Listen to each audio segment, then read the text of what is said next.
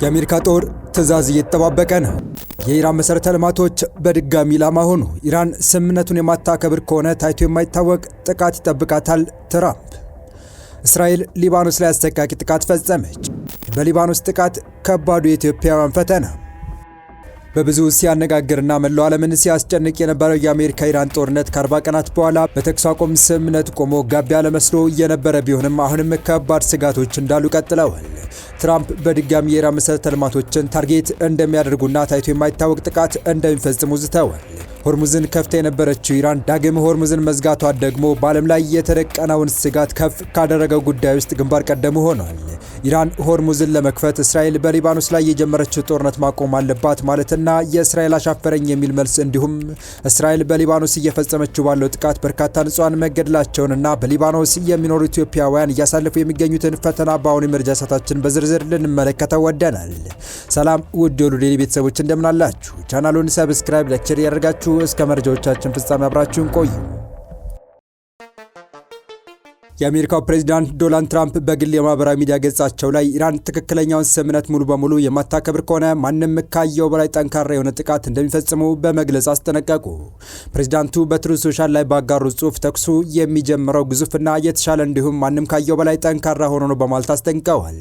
አክለውም ሁሉም የአሜሪካ ጦር መርከቦች፣ አውሮፕላኖችና ወታደሮች እንዲሁም ተጨማሪ ጦር መሳሪያዎች ዝግጁ እንዲሆኑ አዘዋል።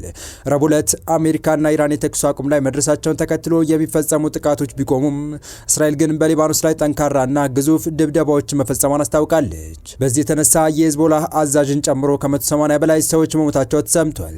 የኢራን አብዮታዊ ዘብ በበኩሉ እስራኤል በሊባኖስ ላይ የምትፈጽመውን ጥቃት በአስቸኳይ ካልቆመ ጸጸት የሚያስከትል ምላሽ እንደሚሰጥ ዝቷል። የትራምፕ ማስጠንቀቂያ የተሰማው የአብዮታዊ ዘቡ ማስጠንቀቂያ ተከትሎ ነው።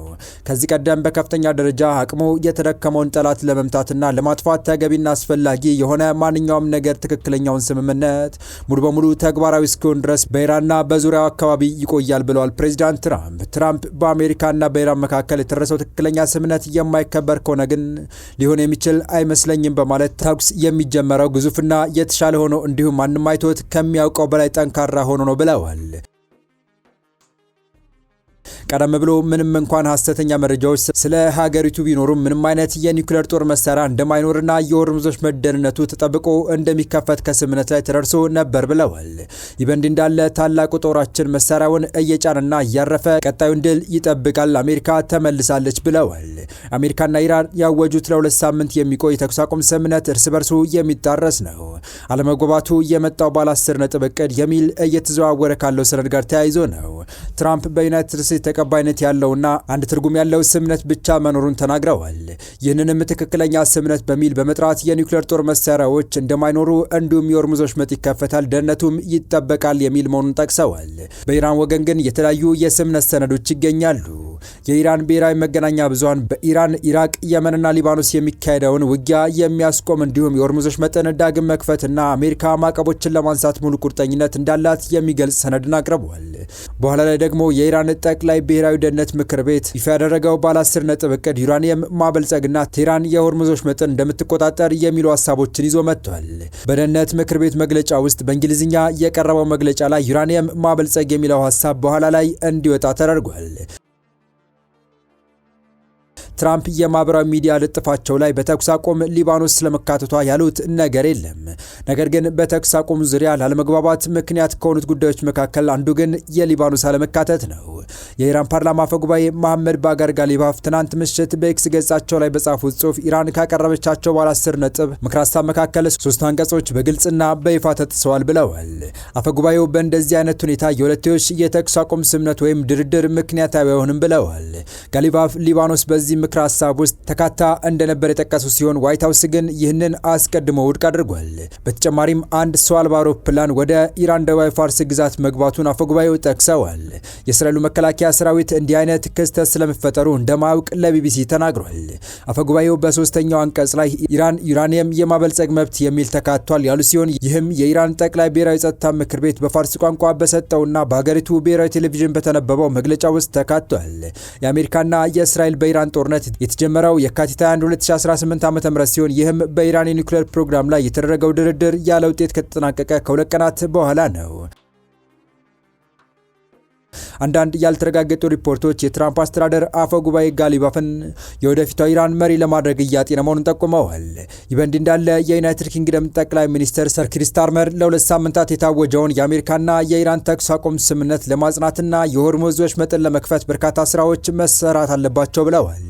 ጠቅላይ ሚኒስትሩ ረቡዕ ዕለት ስምምነቱን ለመደገፍና ለማጽናት የዲፕሎማሲያዊ ጥረት ለማድረግ የባህረ ሰላጤው ሀገራት ጉብኝት አካል በሆነው ጉዟቸው ሳውዲ አረቢያ ገብተዋል።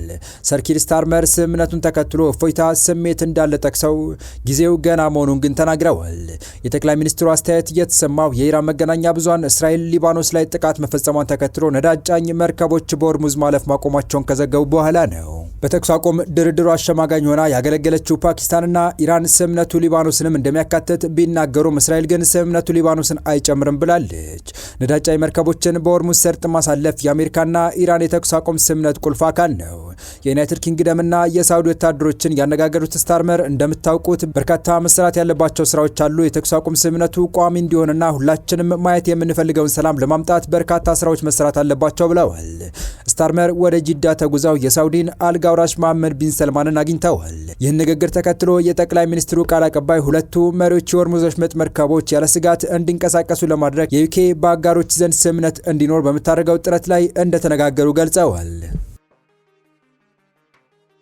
በተያዘ ሌላኛው መረጃችን አሜሪካና እስራኤል ከኢራን ጋር ጦርነት በጀመሩበት ዕለት እስራኤል በተመሳሳይ ሊባኖስ ውስጥ ጥቃት ከፍታ እግረኛ ወታደሮችን ጭምር በማሰማራት የተጠናከረ ወታደራዊ ዘመቻ እያካሄደች ነው። ማክሰኞ ሌሊት አሜሪካና ኢራን የተኩስ አቁም ለማድረግ መስማማታቸውን ተከትሎ ረቡዕ ዕለት የእስራኤል ጦር በመላው ሊባኖስ በሚገኙ የሂዝቦላ ኢላማዎች ላይ መጠነ ሰፊ ጥቃት መፈጸሙን አስታውቋል። በዚህ ጥቃት ከ180 በላይ ሰዎች ሲገደሉ ከ700 በላይ ደግሞ መቁሰላቸውን የአገሪቱ ጤና ሚኒስቴር ያወጣው መረጃ ያሳያል። የካቲት 21 2018 ዓ.ም አሜሪካና እስራኤል በኢራን ላይ የከፈቱትን ጦርነት ተከትሎ አያቶላህ አሊ ኻሜኒ መገደል በመታወቁ ሂዝቦላ ወደ እስራኤል ሚሳኤል በማስወንጨፍ ውጊያውን ተቀላቅሏል። እስራኤልም የሂዝቦላ ወታደራዊ ኢላማዎች ናቸው ያለቻቸውን ስፍራዎች መደብደብ የቀጠለች ሲሆን ይህንን ተከትሎም በርካቶች ከቤታቸው ተፈናቅለው በቤይሩት ጎዳናዎች በቤተ ክርስቲያናትና በመጠለያ ስፍራዎች ውስጥ ይገኛሉ። በርካታ የውጭ ሀገር ዜጎች በተለያዩ የስራ መስኮች ላይ ተሰማርተው በሚገኙባት ሊባኖስ ውስጥ ኢትዮጵያውያንም እየተካሄደ ባለው ጦርነት ለችግር መዳረጋቸውን ይናገራሉ። ቢቢሲ ያነጋገራት በቤይሩት ውስጥ ከ3 ልጆቿ ጋር የምትኖረው ኢትዮጵያዊት ቤቷ የሚገኘው በከተማ ውስጥ ሂዝቦላ በሚንቀሳቀስበት አካባቢ ነው። ይህ ዳሂ የሚባል አካባቢ ነው። አሁን ብቻ ሳይሆን ከዚህ ቀደምም እስራኤልና ሂዝቦላ ፍጥጫና ግጭት ውስጥ በገቡ ቁጥር የጥቃት ኢላማ መሆኑን ትገልጻለች። ባለፈው ዓመትም ብዙ ስቃይና መከራ አሳልፈናል። በዚያ ስጋት ውስጥ ነው አሁን እንደተኛ ሌሊት ድብደባው የተጀመረው ብላለች። ይህች ኢትዮጵያዊት የምትኖርበት ህንፃ በእስራኤል ኢላማ ውስጥ እንደነበረም ስትጠቅስ እኛ እየወጣን ነው የምንኖርበት አፓርታማ ኳላችን የወደቀው ስትል ከጥቃቱ ለጥቂት መትረፋቸውን ገልጻለች። የ3 ልጆች እናት የሆነችው ይህች ኢትዮጵያዊት ልጆቼ ይዤ መሮጥ ነው እንጂ ሌላ ነገር አላስታውስም በማለት ጥቃቱ ከባድ እንደነበረ ጠቅሳለች። ከላይ እሳት ሲዘንብ እያየን አጠገባችን የህንፃ ፍርስራሽ ክምር እየተመለከትን መኖር ከባድ ነው። የምትኖርበትን አካባቢ ለቃ ከወጣች 1 ወር እያለፋት መሆኑን የምትናገረው ኢትዮጵያዊቷ እናት በወቅቱ የተፈጠረባትን ድንጋጤው ግን ከውስጣቸው አልወጣም ትላለች።